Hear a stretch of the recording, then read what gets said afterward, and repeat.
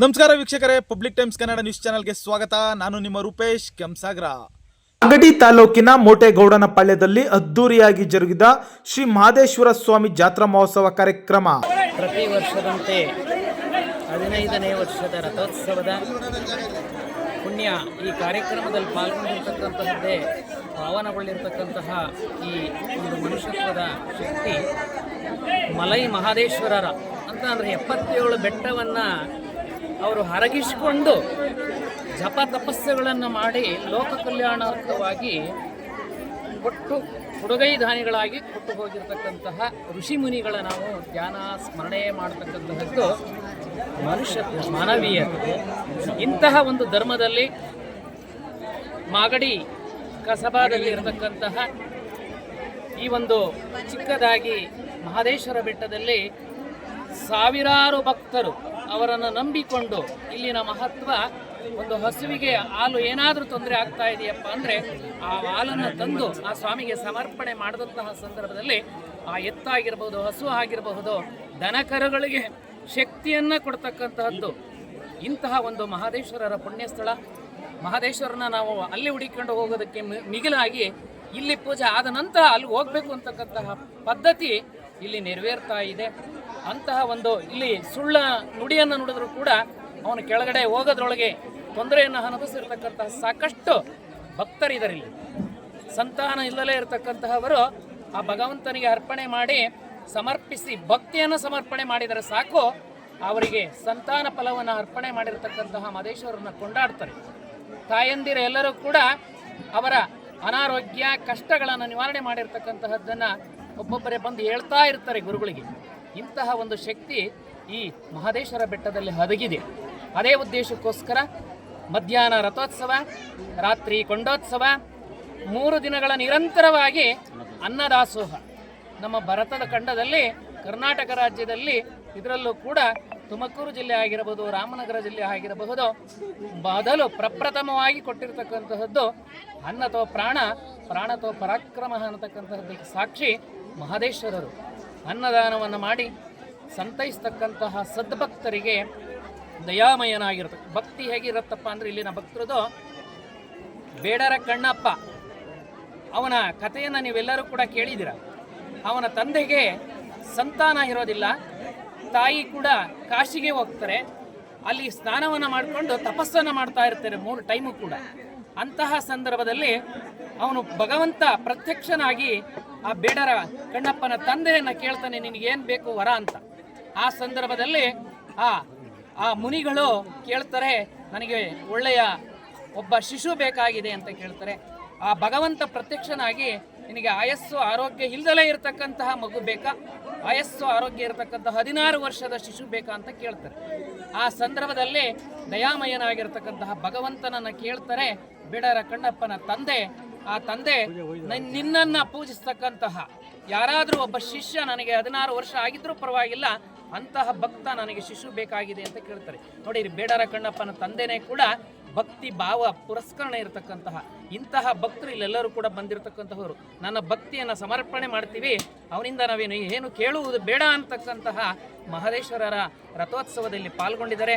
ಅಂತಹ ಭಕ್ತ ಪ್ರೇರಣೆ ಆಗ್ತಾನೆ, ಶಿಶು ಜನಿಸುತ್ತೆ, ಅವನಿಗೆ ಏನು ಹೆಸರಿಡಬೇಕು ಅಂತ ಸಂದರ್ಭದಲ್ಲಿ ಭಗವಂತನೇ ಪ್ರತ್ಯಕ್ಷನಾಗಿ ಬೇಡರ ಕಣ್ಣಪ್ಪ ಎಂದು ಹಿಡಿ ಅಂತ ಅಂದ್ಬಿಟ್ಟು ಹೇಳಿದಂತಹ ಸಂದರ್ಭದಲ್ಲಿ ಅವನ ಭಕ್ತಿ ಭಾವ ಮಿಗಿಲಾಗಿ ಪ್ರಪಂಚಕ್ಕೆ ಆ ಅರ್ಪಣೆಯನ್ನು ಮಾಡಿರ್ತಕ್ಕಂತಹ ಶಕ್ತಿ ಇವತ್ತು ತೋರ್ಪಡಿಸ್ತಾ ಇದ್ದಾರೆ. ಈ ಮಲೈ ಮಹದೇಶ್ವರರ ದೇವಸ್ಥಾನಕ್ಕೆ ಹೋಗೋದಕ್ಕೆ ಸಂದರ್ಭದಲ್ಲಿ ಈ ನಮ್ಮ ಹತ್ತಿರವಾಗಿರ್ತಕ್ಕಂತಹ ಬೆಟ್ಟದಲ್ಲೇ ಆಜುಬಾಜು ಗ್ರಾಮಸ್ಥರೆಲ್ಲರೂ ಕೂಡ ಸರ್ವ ಶುಚಿರ್ಭೂತರಾಗಿ ಭಯ ಭಕ್ತಿಯನ್ನು ಸಮರ್ಪಣೆ ಮಾಡ್ತಾ ಇದ್ದಾರೆ. ಇದಕ್ಕಿಂತ ಸಂತೋಷ ಈ ಭಕ್ತರಿಗೆ ಏನು ಬೇಡ ಆ ಭಗವಂತ ಕೇಳ್ತಾ ಇದ್ದಾನೆ ಅಂತಕ್ಕಂತಹ ಭಕ್ತಿಯನ್ನು ಸಮರ್ಪಣೆ ಮಾಡ್ತಾ ಇದ್ದಾರೆ. ಆ ಭಕ್ತಿ ಅಂತರಾಳವಾಗಿದೆ, ಅಂತರ್ಜಲವಾಗಿದೆ, ಅಂತರ್ಜಲವನ್ನು ಶುದ್ಧಿ ಮಾಡ್ತಕ್ಕಂತಹ ಭಕ್ತಿ ಮನೋಬಯಕೆ ಇದೆ. ಆ ಒಂದು ಸನ್ನಿವೇಶದಿಂದ ಇಲ್ಲಿನ ಟ್ರಸ್ಟು, ಇಲ್ಲಿನ ಭಕ್ತರು ಎಲ್ಲರೂ ಕೂಡಿಕೊಂಡು ದಾಸೋಹ ಶಿಬಿರವನ್ನು ದೊಡ್ಡದಾಗಿರತಕ್ಕಂಥ ಅನ್ನದಾನದ ಒಂದು ಸಭಾ ಭವನವನ್ನು ನಿರ್ಮಾಣ ಮಾಡಿದ್ದಾರೆ. ಅವರೆಲ್ಲರಿಗೂ ಕೂಡ ಆ ಮಹದೇಶ್ವರರ ಆಶೀರ್ವಾದ ಸದಾಕಾಲ ಇರಲಿ. ಇಲ್ಲಿನ ಮಾಧ್ಯಮ ವೃಂದದವರಾಗಿರಬಹುದು, ಹಿರಿಯರಾಗಿರಬಹುದು, ತಾಯಂದಿರಾಗಿರಬಹುದು, ಎಲ್ಲರೂ ಕೂಡ ಒಂದೇ ರೀತಿ ಭಕ್ತಿಯನ್ನು ಸಮರ್ಪಣೆ ಮಾಡಿಕೊಂಡು ಪುಷ್ಪಾಲಂಕಾರವನ್ನು ಮಾಡಿ ಆ ಭಗವಂತನನ್ನ ಒಂದು ಮಹದೇಶ್ವರರ ರೂಪದಲ್ಲಿ ನಾವೆಲ್ಲರೂ ಕಾಣ್ತಾ ಇರತಕ್ಕಂಥದ್ದು ನಮ್ಮ ನಿಮ್ಮೆಲ್ಲರ ಸೌಭಾಗ್ಯ. ದೌರ್ಭಾಗ್ಯವನ್ನು ದೂರ ಕಳೀತಾ ಇದ್ದಾನೆ ಅಂತ ಹೇಳಿ ಬಯಸ್ತಾ ಈ ಮಾತಿಗೆ ವಿರಾಮವನ್ನು ಕೊಡ್ತಾ ಇದ್ದೀವಿ. ಶಿವಂ ಭೂಯಾ. 15ನೇ ವಾರ್ಷಿಕೋತ್ಸವದ ಶ್ರೀ ಮಹದೇಶ್ವರ ಜಾತ್ರಾ ಮಹೋತ್ಸವ ಏನಿವತ್ತು ಈಗ ತಾನೇ ರಥೋತ್ಸವ ಪೂರ್ಣಗೊಂಡಿದೆ. ಈ ರಥೋತ್ಸವ ಸುಮಾರು ಒಂದು 5 ವರ್ಷಗಳಿಂದ ಮಾಡ್ಕೊಂಡು ಬರ್ತಾ ಇದ್ದೀವಿ. ಜಾತ್ರಾ ಮಹೋತ್ಸವ ಸುಮಾರು 15 ವರ್ಷದಿಂದನೂ ನಮ್ಮ ಟ್ರಸ್ಟು ಹಾಗೂ ನಮ್ಮ ಸುತ್ತಮುತ್ತಲಿನ ಗ್ರಾಮಸ್ಥರ ಮುಖೇನ ಇವತ್ತು ಜಾತ್ರಾ ಮಹೋತ್ಸವ ಅದ್ದೂರಿಯಾಗಿ ನಡೀತಾ ಇದೆ. ವಿಶೇಷ ಏನಂದರೆ ನಮ್ಮ 3 ಪಂಚಾಯಿತಿಗೆ ಮಧ್ಯದಿರ್ತಕ್ಕಂಥ ದೇವರು ಮಾದಪ್ಪ. ಇವತ್ತು ನೇತನಹಳ್ಳಿ ಇರ್ಬೋದು, ತೈಕುಪ್ಪೆ ಇರ್ಬೋದು, ಕಲ್ಯಾಣ ಪಂಚಾಯಿತಿಯ ಮಧ್ಯಭಾಗದಲ್ಲಿ ನೆಲೆಸಿರ್ತಕ್ಕಂಥ ಮಹದೇಶ್ವರ ಇವತ್ತು ಎಲ್ಲ ಸುತ್ತಮುತ್ತಲಿನ ಗ್ರಾಮದ ಎಲ್ಲ ಜನತೆ ಸೇರಿ ಇವತ್ತು ಅದ್ದೂರಿಯಾಗಿ ಜಾತ್ರಾ ಮಹೋತ್ಸವ ನಡೀತಾ ಇದೆ. ಹಾಗೂ ಪಟ್ಟಣದಲ್ಲಿ ಇರ್ತಕ್ಕಂಥ ಇರ್ಬೋದು, ತಾಲೂಕಿನ ಎಲ್ಲ ಗ್ರಾಮಸ್ಥರು ಎಲ್ಲರೂ ಬಂದು ಇವತ್ತು ಜಾತ್ರಾ ಮಹೋತ್ಸವಕ್ಕೆ ಎಲ್ಲ ಪಾಲ್ಗೊಳ್ತಿದ್ದಾರೆ. ಅದೇ ರೀತಿ ಪಟ್ಟಣದಲ್ಲಿರ್ತಕ್ಕಂಥ ಸಿಟಿಲಿರ್ತಕ್ಕಂಥ ಎಲ್ಲರೂ ಸಹ ಈಗ ಈ ಮಹದೇವನ ಜಾತ್ರೆಗೆ ಆಗಮಿಸ್ತಾ ಇದ್ದಾರೆ. ಅದೇ ರೀತಿ ಸಂಜೆ ಸಹ 6 ಗಂಟೆಗೆ ಕೊಂಡೋಗಿದೆ ಮತ್ತು ರಥ ಮತ್ತು ಇದು ಹಾಗೆ ನಾಟಕನೂ ಇದೆ.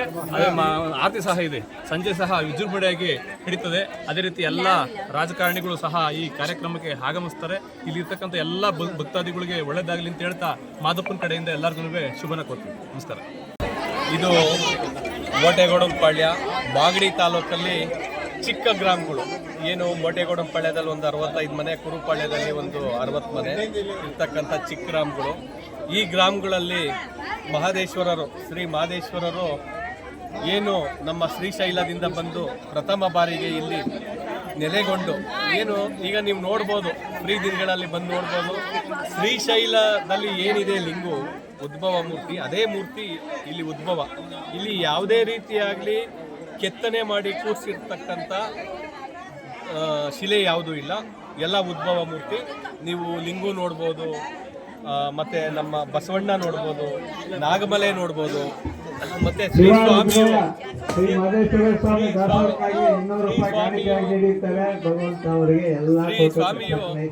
ಹಿಂಬದಿಗೆ ವಿಶ್ರಾಂತಿ ಪಡೆದಂಥ ಹಿಂದೆಗಡೆ ದೊಡ್ಡ ಬೃಹದಾಕಾರವಾದಂಥ ಒಂದು ಗುಂಡನ್ನು ಸಹ ನೀವು ನೋಡ್ಬೋದು.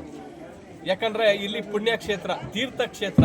ಈ ತೀರ್ಥಕ್ಷೇತ್ರಕ್ಕೆ ಸಂಬಂಧಪಟ್ಟಾಗಿ ಹಿಂದೆ ತೀರ್ಥಕಟ್ಟೆ ಇದೆ, 4 ಅಡಿಗೆ ಸಂಬಂಧಿಸಿದಂತೆ. ಇವತ್ತೂ ಇಡೀ ಪ್ರಪಂಚದಲ್ಲಿ ಎಲ್ಲೇ ಬರಗಾಲ ಬಂದ್ರೂ ನಮ್ಮ ಮಹದೇಶ್ವರ ದೇವಸ್ಥಾನದ ಸುತ್ತಮುತ್ತಲಿನ ಗ್ರಾಮಗಳಲ್ಲಿ ಯಾವುದೇ ರೀತಿ ಇನ್ನೂ ಹಿಂದೆ ಪೂರ್ವಜರಿಂದ ಹಿಡಿದು ಇವತ್ತಿನವರೆಗೂ ಯಾವುದೇ ರೀತಿಯಾದಂಥ ಬರಗಾಲ ಬರೋದಿಲ್ಲ ಅಂತಲೂ ನಾವು ನಂಬ್ಕೊಂಡಿದ್ದೀವಿ.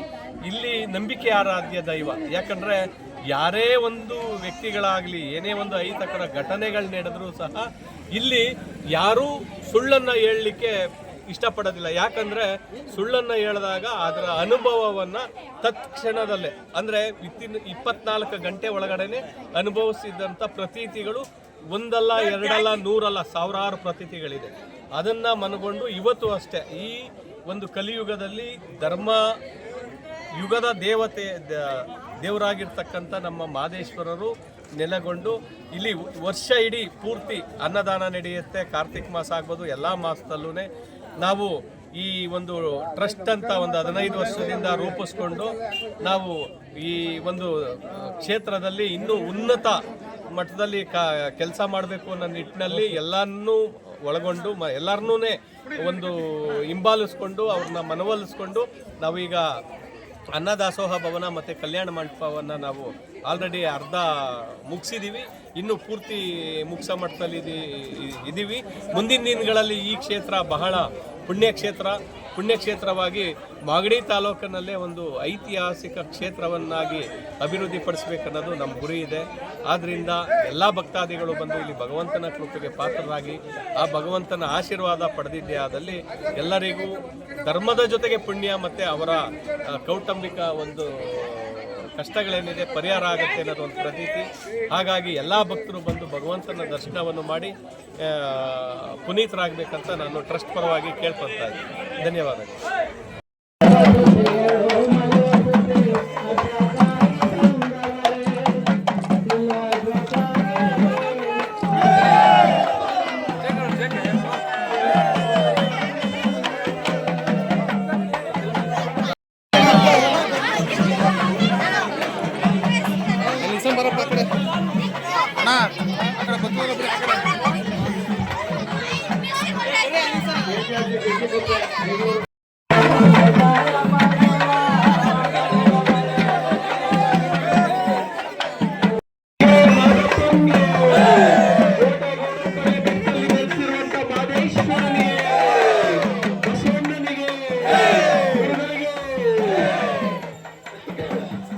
ರಥೋತ್ಸವ ಮುಗಿದ ನಂತರ ಭಕ್ತಾದಿಗಳಿಗೆಲ್ಲ ಊಟದ ವ್ಯವಸ್ಥೆ ಇದೆ.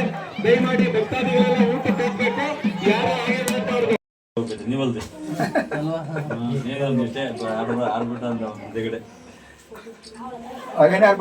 ನಿರಂತರ ಸುದ್ದಿ ಸಮಾಚಾರಕ್ಕಾಗಿ ವೀಕ್ಷಿಸಿ ನಿಮ್ಮ public times Kannada news channel ಅನ್ನ. ವಂದನೆಗಳು.